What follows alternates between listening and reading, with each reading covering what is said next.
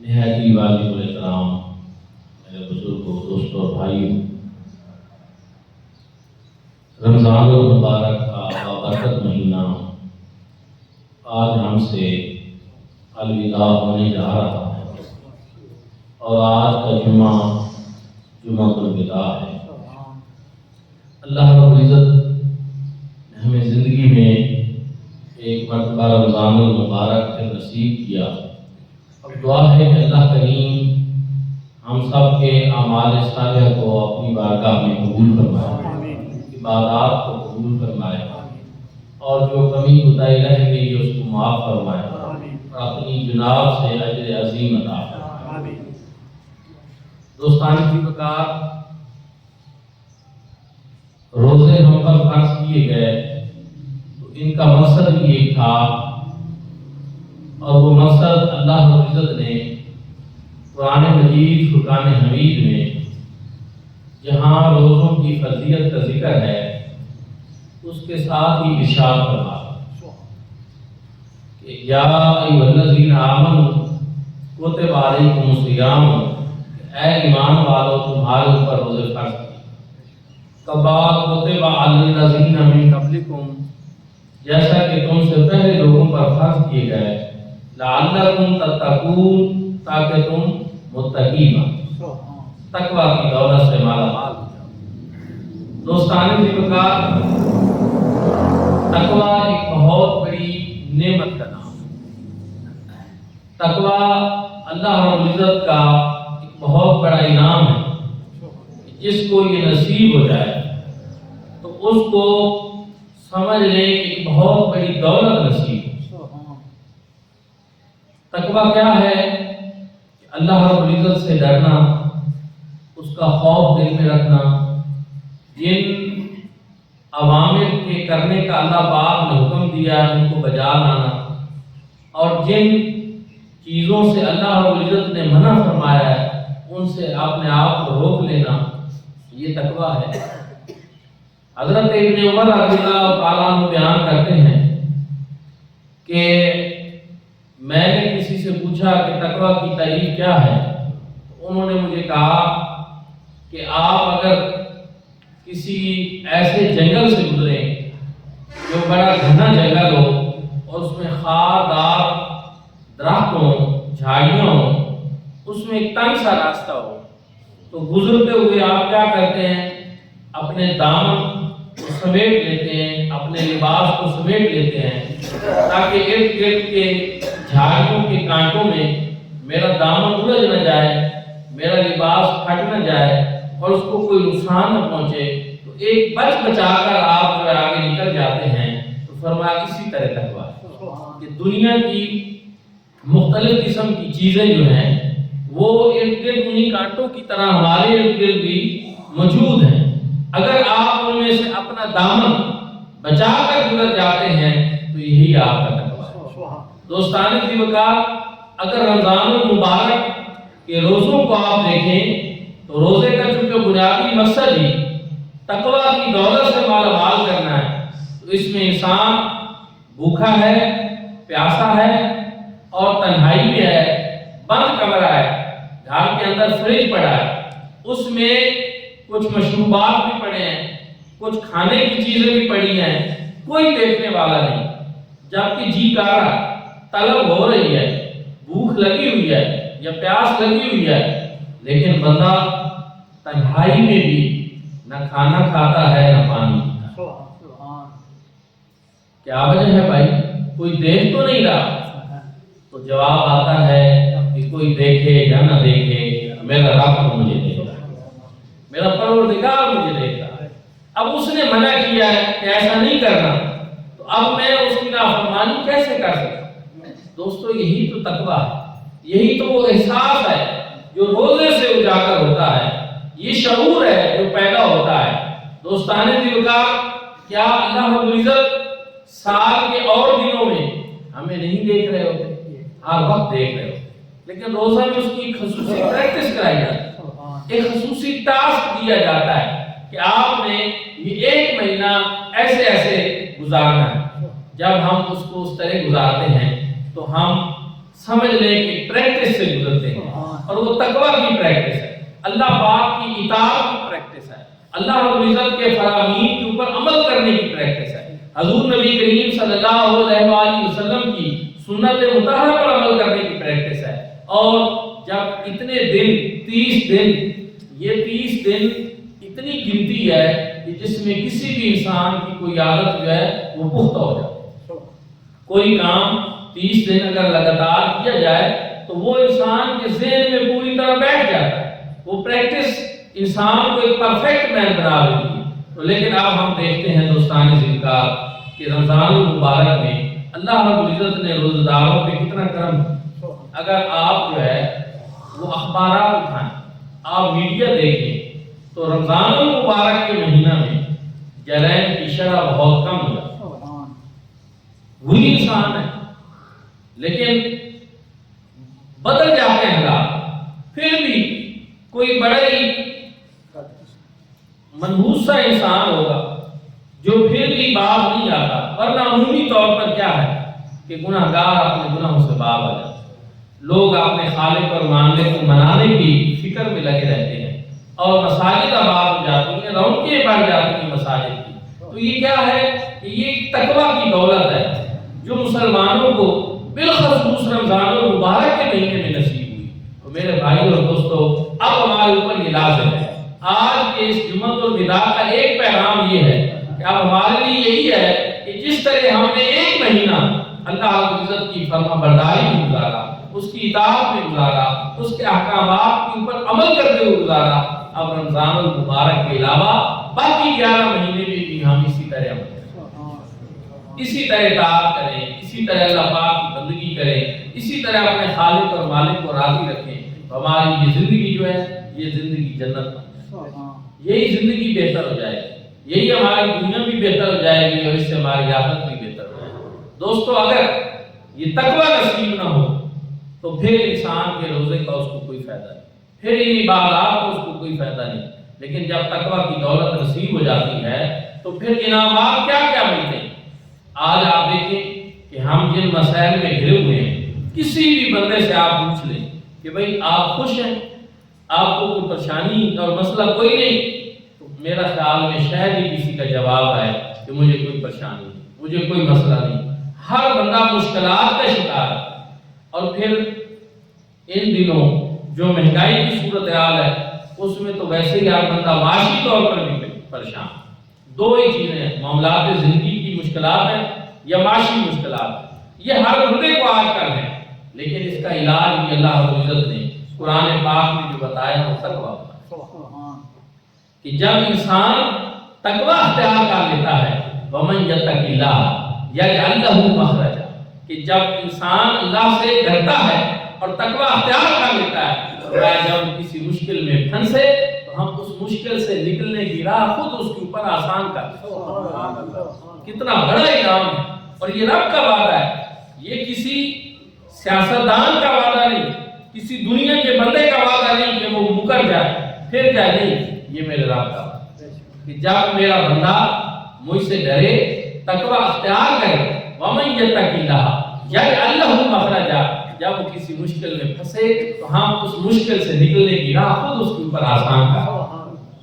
قرآن پاک سے اگر اس کی مثال دیکھنا چاہیں تو آپ سورۃ یوسف کو پائیں، عزیز مصر کی بیوی نے جب حضرت یوسف علیہ السلام کو بہکایا اور وہ بند کمروں میں لے گئی اور تالے بھی لگاتی گئی، وہاں جا کر حضرت یوسف علیہ السلام سے اس نے اپنی خواہش کا اظہار کیا، تو اللہ کے وہ پیغمبر، وہ اللہ کے بندے تھے، نفس امارہ ان پر غالب نہیں تھا، انہوں نے اللہ رب العزت کی بارگاہ میں التجا کی کہ باری تعالیٰ مجھے اس مشکل سے نکال۔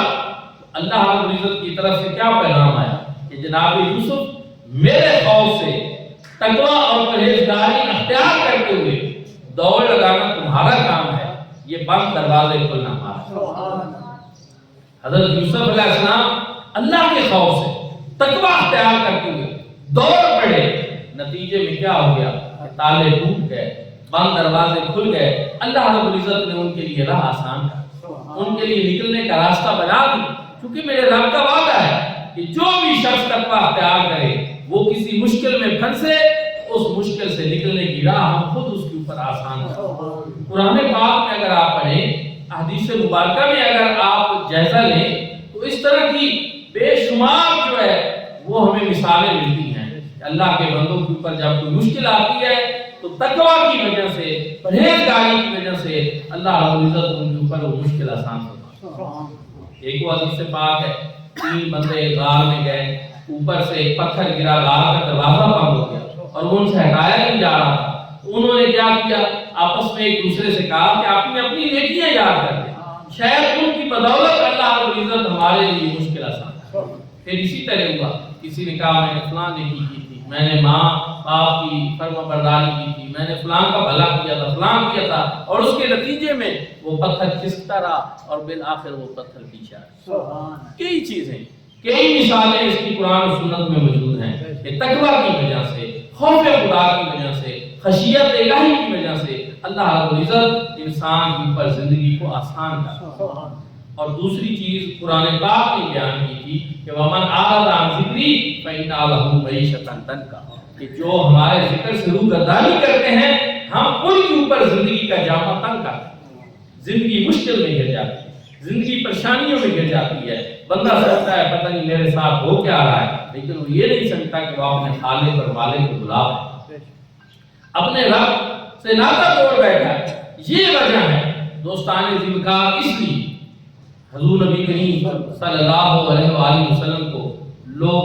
تکلیفیں دیتے تھے، اذیتوں سے دوچار فرماتے تھے اور ایسی گفتگو کرتے تھے جس سے حضور نبی کریم صلی اللہ علیہ وآلہ وسلم کے قلب اطہر کے اوپر ایک پریشانی ہوئی۔ اللہ رب العزت نے کیا ارشاد کیا؟ فرمایا وَلَقَدْ نَعْلَمُ أَنَّكَ يَضِيقُ صَدْرُكَ، فرمایا بے شک ہم جانتے ہیں کہ یہ جو لوگوں کی باتوں سے آپ کے دل کو تکلیف ہو، آپ کے دل میں تنگی آتی ہے، ہم اس کو جانتے ہیں، لیکن اس کا حل کیا ہے کہ آپ رکوع کریں، سجود کریں، سجدہ کرنے والوں میں سے، وَأَقُمْ مِنَ السَّاجِدِينَ، سجدہ کرنے والوں میں سے، یہی اس کا حل ہے۔ رب کو یاد کریں اور اس کا سجدہ کریں، اس کی عبادت کریں، یہ اس کا حل ہے دل کی تنگی کو دور کرنے۔ جو لوگوں کی باتوں سن کر آپ کا دل تنگ ہوتا ہے، آپ دیکھیں یہ کون؟ اللہ رب العزت کس کو؟ اپنے پیارے محبوب کریم صلی اللہ علیہ وسلم کیا بتا رہے ہیں کہ ہم جانتے ہیں کہ یہ جو لوگ آپ کو باتیں کر کے آپ کے دل کو تنگ کرتے ہیں، غلط باتیں وہ کرتے تھے، کریم آقا علیہ السلام کو پریشانی ہوئی تھی، یہ کیسے لوگ ہیں، یہ میرا پیغام محبت سمجھتے کیوں نہیں ہیں، میں تو ان کا خیر خواہ ہوں، میں ان کو جنت کی طرف لے جانا چاہتا ہوں، یہ اپنے آپ کو جہنم کی طرف دھکیلنا چاہتے ہیں، میں ان کو ہدایت کی بات کرتا ہوں، یہ گمراہی کی طرف جانا چاہتے ہیں۔ یہ ساری باتیں میرے آقا کے قلب اطہر کے اوپر بڑی گراں گزرتی تھی، اور ان کی وہ باتیں سن کر کہ نعوذ باللہ یہ کاہن ہے، یہ ساحر ہے، یہ جادوگر ہے، اس طرح کی باتیں وہ جب کرتے تھے حضور علیہ السلام کو جو پریشانی ہوتی تھی، رب نے اس پریشانی کا کیا بتایا کہ آپ اللہ کو یاد کریں اور آپ سجدہ کرنے والے، اللہ کو یاد کریں اور سجدہ کرنے والوں میں سے ہو جائیں۔ میرے بھائیوں اور دوستو، کیا اس قرآنی آیت سے کوئی ہم بھی سبق سیکھ سکتے ہیں؟ اللہ پاک نے اپنے محبوب کو جو طریقہ بتایا کہ آپ اللہ کو یاد کریں اور آپ کیا کریں؟ سجدہ کرنے والوں میں سے، اپنی پریشانی اللہ کی بارگاہ میں سجدہ دے ہو جائیں، یہی حال ہے ان پریشانیوں کا، اور قرآن پاک بھی یہی بیان کر رہا ہے وَمَن يَتَّقِ اللَّهَ يَجْعَل لَّهُ مَخْرَجًا، کہ جو بھی بندہ اللہ رب العزت کی بارگاہ سے ڈرتا ہے تو جب وہ کسی مشکل میں پھنستا ہے، رب فرماتا ہے ہم اس مشکل سے نکلنے کا راستہ اس کے اوپر خود آسان کرتے ہیں۔ دوسرا انعام کیا ہے؟ وَمَن يَرْزُقْهُ مِنْ حَيْثُ لَا يَحْتَسِبُ، کہ ہم اس کو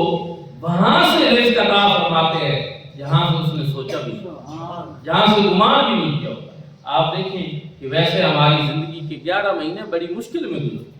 ہر بندہ پریشان ہو جاتا ہے، لیکن جب رمضان المبارک آتا ہے تو کس طرح ہمارے اوپر کئی طرح کے کھانوں کے دروازے کھل جاتے ہیں، کئی طرح کی آسانیاں پیدا ہو جاتی ہیں، رزق وافر ہو جاتا ہے۔ کیوں؟ کیونکہ اس میں نافرمانیاں بھی کم ہو جاتی ہیں۔ رزق کا تعلق نافرمانی کے ساتھ، کہ جو اللہ رب العزت کی نافرمانی کرتا ہے اس کا رزق کم کر دیا، اور جو اللہ رب العزت سے ڈرتا ہے، تقوی اختیار کرتا ہے، اللہ رب العزت اس کے رزق میں اضافہ کرتا ہے۔ اور رزق کہاں سے دیتے ہیں؟ وَمَن يَرْزُقْهُ مِنْ حَيْثُ لَا يَحْتَسِبُ، کہ ہم کہاں سے اس کو رزق دیتے ہیں؟ جہاں سے اس نے سوچا بھی نہیں۔ سوچنے کا مطلب یہی ہے کہ انسان کے جو اپنے ذرائع ہیں جن سے وہ کوشش کر سکتا ہے ان سے نہیں، ان کے علاوہ اللہ رب العزت کہیں سے رزق عطا فرماتا ہے۔ ایسا ہو جاتا ہے، یہ ہو بھی رہا ہے، ہم اپنی آنکھوں سے ایسے کئی مناظر اور مظاہر دیکھ بھی رہے ہیں کہ جو اللہ کے بندے ہیں ان کے پاس رزق کا جو ہے اللہ رب العزت کی طرف سے اہتمام پہنچ بھی جاتا ہے۔ تو دوستان دین کا یہ ہے بنیادی چیز، یہ تقویٰ، یہ کہاں سے نصیب ہوتا ہے؟ فرمایا اگر تم روزے رکھو گے لعلکم تتقون، تاکہ تم متقی بنو۔ تقویٰ کی دولت تمہیں نصیب ہو جائے، تمہاری زندگی کی مشکلات آسان ہو جائیں اور اللہ رب العزت تمہارے رزق میں بھی اضافہ کرے۔ یہ اتنا خوبصورت پیکیج تھا اللہ رب العزت کی طرف سے، تقویٰ کی یہ خوبصورت پریکٹس تھی جو اللہ رب العزت نے ہمیں کرا۔ کاش کہ ہم اب باقی 11 مہینوں میں بھی اسی چیز کو اپنی زندگی کے اوپر نافذ کریں کہ بھوک اور پیاس کے باوجود ہم کھانا نہیں کھا رہے، پانی نہیں پی رہے، تنہائی اور اکیلے میں بھی ہیں، تو کیا ہے جی ہمارا رب ہمیں دیکھ رہا ہے۔ لیکن کیا بازار میں خرید و فروخت کرتے ہوئے ہمارا رب ہمیں نہیں دیکھ رہا ہوتا؟ کیا ہم جب کسی پہ ظلم کر رہے ہوتے ہیں تو اس وقت ہمارا رب ہمیں نہیں دیکھ رہا ہوتا؟ جب ہم ملاوٹ کر رہے ہوتے ہیں، ذخیرہ اندوزی کر رہے ہوتے ہیں، کیا اس وقت ہمارا رب ہمیں نہیں دیکھ رہا ہوتا؟ جب بھی کوئی غلط کام کر رہے ہوتے ہیں تب بھی تو وہ رب دیکھ رہا ہوتا ہے۔ اصل چیز یہی ہے کہ اس رمضان المبارک کے روزے سے یہی چیز، یہی احساس دلانا مقصود ہے، تقویٰ کی طرف لے جانا مقصود ہے کہ آپ جس طرح رمضان المبارک میں سمجھتے ہیں کہ تنہائی میں میں نے یہ کام نہیں کرنا، میں نے کھانا نہیں کھانا، پانی نہیں پینا، کہ میرا رب دیکھ رہا ہے اور مجھے روزہ ہے، اسی طرح سال کے باقی دنوں میں بھی برائیوں سے بچیں، وہ بھی رب دیکھ رہا ہوتا ہے۔ تو میرے بھائی اور دوستو، بزرگان دین یہ سمجھتے تھے کہ رمضان المبارک کے یہ روزے جو ہے یہ اپنی بخشش اور مغفرت کا بہترین ہے۔ حضور نبی کریم صلی اللہ علیہ وسلم نے ارشاد فرمایا، ہلاک ہو جائے وہ شخص کہ جس نے رمضان کے مہینے کو پایا اور اپنی بخشش اور مغفرت کا سامان رکھا۔ آخری ساتھی، آخری نماز، آج بھی ہم صرف کے دل سے اللہ رب العزت کی بارگاہ میں توبہ کریں، بخشش اور مغفرت طلب کریں۔ یقیناً وہ رب تو بار بار ارشاد فرماتا ہے کہ میں بہت زیادہ توبہ قبول کرنے والا ہوں، بہت زیادہ رحم کرنے والا ہوں، بہت زیادہ بخشش اور مغفرت کرنے والا ہوں۔ تو دوستان دین کا ایک چیز تو یہ ہے کہ اب جو ساتھ رمضان المبارک کی باقی ہیں ان میں ہم اللہ رب العزت سے زیادہ بخشش اور مغفرت کریں۔ دوسری چیز یہ وہ ہے کہ آج کی جو رات ہے اس کو کہتے ہیں لیلۃ الجائزہ، کہ یہ رات اللہ رب العزت سے مزدوری ملنے کی رات۔ اور میں پڑھ بھی رہا تھا بزرگان دین کے معمولات اور بہت ساری چیزیں ایسی مشاہدہ میں بھی آئیں کہ یہ رات جو ہے یہ شب بیداری والی رات ہونی چاہیے، یہ رات عبادت والی رات ہونی چاہیے، لیکن ایک دم آپ دیکھتے ہیں کہ جو ہی اب شام کو چاند طلوع ہوگا تو آپ دیکھیں گے مغرب پہ بہت زیادہ لوگ ہوں گے، عشاء پہ کم ہوں گے اور صبح فجر کی نماز اور کم ہو جائیں گے۔ یہ تبدیلی یہ درست نہیں، یہ ٹھیک نہیں۔ آج کی رات اللہ رب العزت نے جو آپ کو روزے رکھنے کی توفیق عطا فرمائی، نماز سے تراویح کی توفیق عطا فرمائی، آج تو اس کا اجر اللہ پاک نے عطا فرمانا۔ یہ لیلۃ الجائزہ ہے، آپ عشاء کے بعد بھی کچھ دیر کے لیے صحیح اللہ کے گھر میں ضرور ہے، نماز عشاء با جماعت ادا کریں اور آئیں اللہ کے گھر میں۔ پہلے دیکھیں کہ آپ رمضان المبارک میں تو 37 رکعتیں بن جاتی ہیں، اب صرف 17 پڑھ لی، تو پھر ایسی سستی کیوں؟ ذہن بنا لیں کہ اب کی بات جو ہے رمضان المبارک کے بعد یہ جو رات آئے گی، کیونکہ یہ رمضان المبارک مغرب تک ختم ہو جائے گا، تو یہ رات لیلۃ الجائزہ جو ہے اس کو ہم نے غفلت میں نہیں گزارنا، اللہ رب العزت کی بارگاہ میں اس رات کو بھی حاضر۔ اور اس کے بعد بھی جس طرح مساجد کی رونقیں رمضان المبارک میں بڑھ جاتی ہیں، ان رونقوں کو برقرار رکھیں۔ اللہ رب العزت کے گھر میں اسی طرح حاضر ہوتے ہیں، یہ نہ ہو کہ ادھر رمضان المبارک کا الوداع اور ادھر ہم مساجد پر الوداع، نماز پر الوداع کہہ دیں، تو پھر یہ رمضان المبارک کا جو پیغام ہے، جو اس کی حقیقی روح ہے، اس کا مطلب یہ ہے کہ ہم نے اس کو نہیں پایا۔ اچھا، اس کے ساتھ ساتھ ایک اور چیز بھی ہے اور وہ ہے کہ فطرانے کی ادائیگی۔ حضور نبی کریم صلی اللہ علیہ وسلم نے ایک بندے کو بھیج کر سن 2 ہجری میں ایک بندے کو باقاعدہ ڈیوٹی لگا کر فرمایا کہ تم مدینہ شریف کے گلی کوچوں میں اعلان کر دو یہ مسلمانوں کے ذمے صاحب نصاب بندے کے اوپر جو ہے وہ فطرانہ لازم کر دے، اور اس کی وجہ سے تمہارے نمازوں اور روزوں میں جو کمی کوتاہی رہ جاتی ہے اللہ رب العزت اس کو پورا فرمائے۔ اور دوسری چیز یہ بیان فرمائی کہ جو غریب ہیں ان لوگوں کا، غریب نادار اور مسکین لوگ جو ہیں ان کے لیے عید کا سامان بھی ہو جاتا ہے، ان کے لیے سے خوراک بھی مہیا ہو جاتی ہے، تو اس کو بھی نماز عید کی ادائیگی سے قبل جو ہے وہ آپ ضرور ادا کریں۔ 300 روپے ادا کریں تو آپ کا ادا ہو جائے گا، 320 کا بھی جو کہہ رہے ہیں وہ کہیں تو بدرجہ اولا بطریق اثر ادا ہو جائے گا، لیکن اب جو صورتحال مہنگائی کی چل رہی ہے وہ اس سے کم جو ہے وہ مناسب ہے، کیونکہ اس میں ایک چیز جو ہے نا مقداروں کے ساتھ ساتھ وہ بیسیکلی مقدار ایک وقت کا کھانا ہے، یہ بات آپ نے یاد رکھیں، وہ ایک وقت کا کھانا ہے، اور اسی سے ایک اور چیز بھی ہم نکالتے ہیں، اور وہ ہوتا ہے کہ اگر کسی بندے نے روزہ توڑ دیا اس کے لیے کیا ہے کہ یا وہ 2 مہینے کے لگاتار روزے رکھے یا 60 مسکینوں کو 2 وقت کا کھانا کھلائے۔ اب 2 وقت کا کھانا 60 مسکینوں کو جو کھلانا ہے اس کی مقدار اتنی ہے جتنی صدقہ فطر کی ہوتی ہے، اور اگر صدقہ فطر میں آپ اس کو کم کر دیں تو پھر 2 وقت کے کھانے کا کسی ہوٹل پہ جا کر کھا لیں آپ اور ذرا حساب بنا لیں تو کتنا بنتا ہے، تو اس سے آپ کو پتہ چل جائے گا کہ 300 روپے جو ہے اس کی ادائیگی بڑی ضروری ہے، اس سے کم نہیں ہونے چاہیے۔ تو یہ نماز عید سے قبل اور پھر دوستان ذوالفقار جس دن عید ہوتی ہے اس دن نماز عید سے قبل کوئی نفلی نماز نہیں ہوتی، اشراق اوابین وغیرہ نہیں ہوتے، اس دن سب سے پہلی نماز فجر کے بعد جو نوافل ہوتے ہیں یا جو اور سلسلے ہوتے ہیں وہ نہیں ہوتے، صرف نماز عید جو ہے وہ ادا کی جاتی ہے۔ جن لوگوں کے اوپر نماز جمعہ ہوتا ہے ان کے اوپر نماز عید کا ادا کرنا بھی ضروری ہے، وہ نماز عید ادا کرے، یہ اکیلے میں نہیں ہو سکتی، یہ گھر میں نہیں ہو سکتی، یہ کسی عیدگاہ میں، کسی بڑی مسجد میں، جامع مسجد میں، وہاں پہ ہی آپ نماز عید جو ہے ادا کر سکتے ہیں، لیکن عیدگاہ میں اس کو ادا کرنا یہ زیادہ خوبصورتی والی بات ہے، اجتماعیت زیادہ ہوتی ہے، اور مسلمانوں کی جو ایک سمجھ لیں ایک شان ہے وہ عیدگاہ میں جانے سے، نماز عید ادا کرنے سے زیادہ بلند ہوتی ہے، اجتماعیت نظر آتی ہے۔ تو اس کو بھی چونکہ آج کل ہر مسجد میں لوگوں نے اس کو الگ الگ شروع کر دیا ہے، تو اگر تو کوئی مجبوری ہو عیدگاہ میں جگہ باقی نہ رہے تو پھر تو ہے، لیکن اس کو خواہ مخواہ ہر مسجد میں شروع کر دینا یہ بھی نماز عید کا جو اصل فلسفہ ہے اجتماعیت کا، یہ اس کی روح کے خلاف ہے۔ تو دوستان کا ایک آخری بات یہ ہے آج کے جمعہ الوداع کے حوالے سے کہ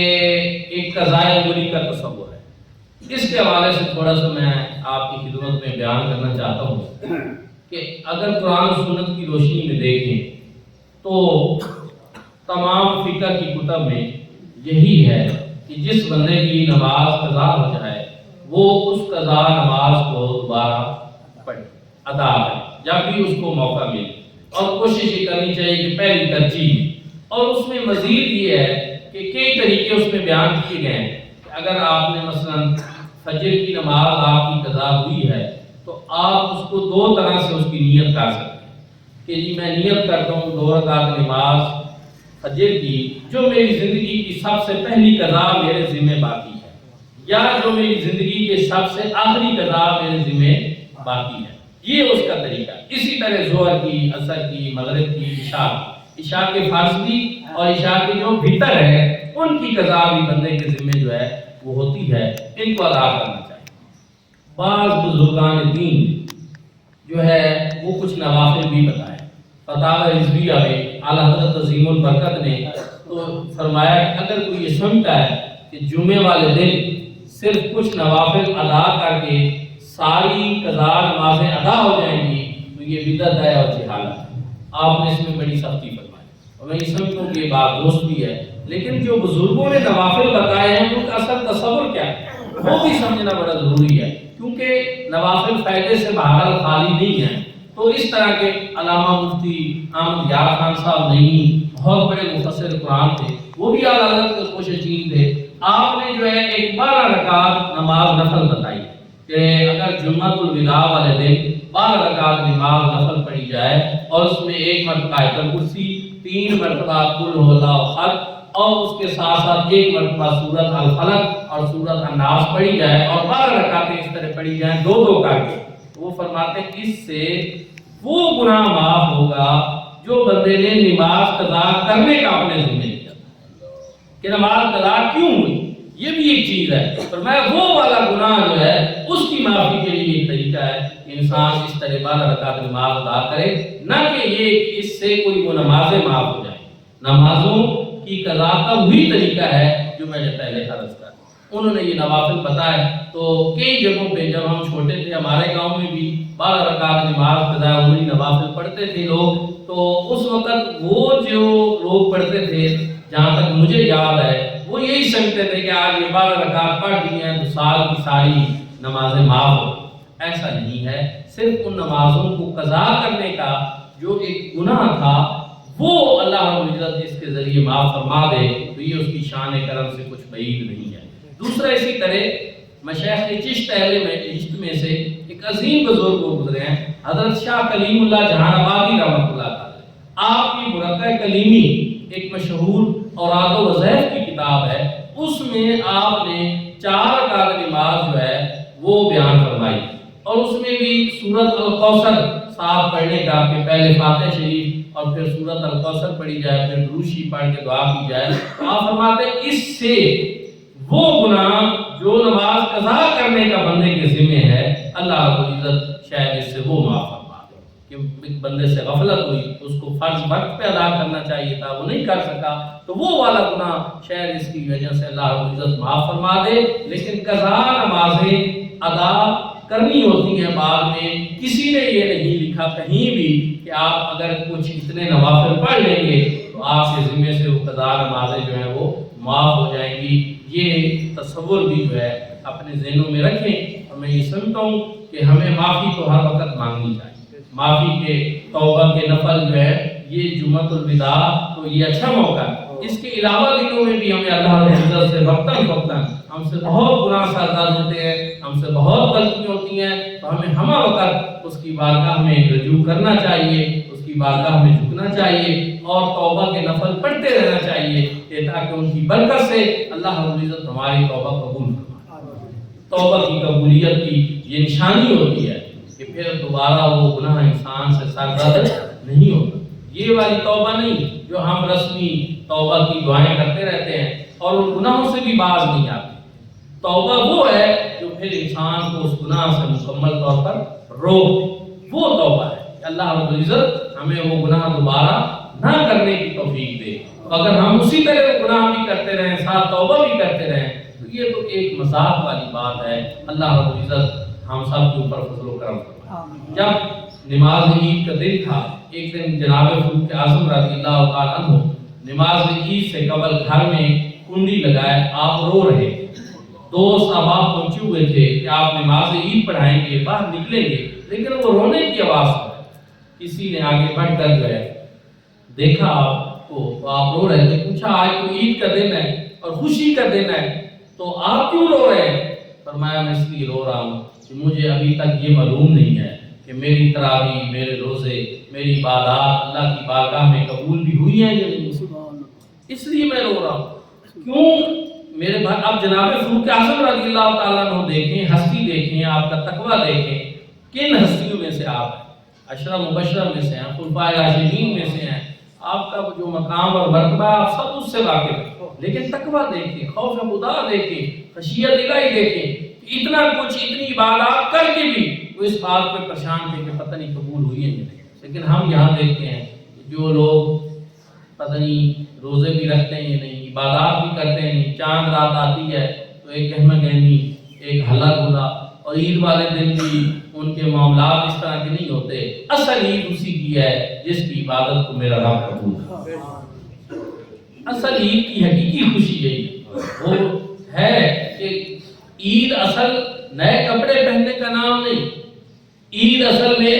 خوشبو لگا کر ادھر ادھر پھرنے کا نام نہیں، عید اصل اسی چیز کی ہے کہ جس کی عبادات کو میرا رب قبول، اسی کی حقیقی عید ہے۔ تو اللہ رب العزت کی بارگاہ میں یہ دعا ہے کہ ہم سب کو اللہ پاک حقیقی عید نصیب فرمائے، ہماری عبادات قبول فرمائے، رمضان المبارک اس سال گزر گیا، آئندہ سال زندگی میں پھر نصیب فرمائے اور پھر عبادات کی توفیق عطا فرمائے۔ تو نماز عید کے لیے آپ جب جائیں تو ایک راستے سے جائیں، واپس آئیں تو دوسرے راستے سے آئیں، راستے میں تکبیرات پڑھتے ہوئے جانا یہ حضور نبی کریم صلی اللہ علیہ وسلم کی سنت مبارکہ ہے کہ تکبیرات پڑھتے ہوئے جائیں اور خوشبو لگائیں، صاف ستھرے کپڑے پہنیں، نئے کپڑے ہوں تو اور زیادہ اچھا ہے، اور ایک دوسرے کو پھر عید کی مبارکباد دیں، ایک دوسرے کے جو اعمال ہیں ان کو قبول ہونے کی دعا ایک دوسرے کو دیں۔ یہ ساری چیزیں مسنون ہیں اور حضور نبی کریم صلی اللہ علیہ وسلم کا مبارک طریقہ ہے۔ اللہ رب العزت عمل کرنے کی توفیق عطا فرمائے۔ آخر دعوانا الحمدللہ۔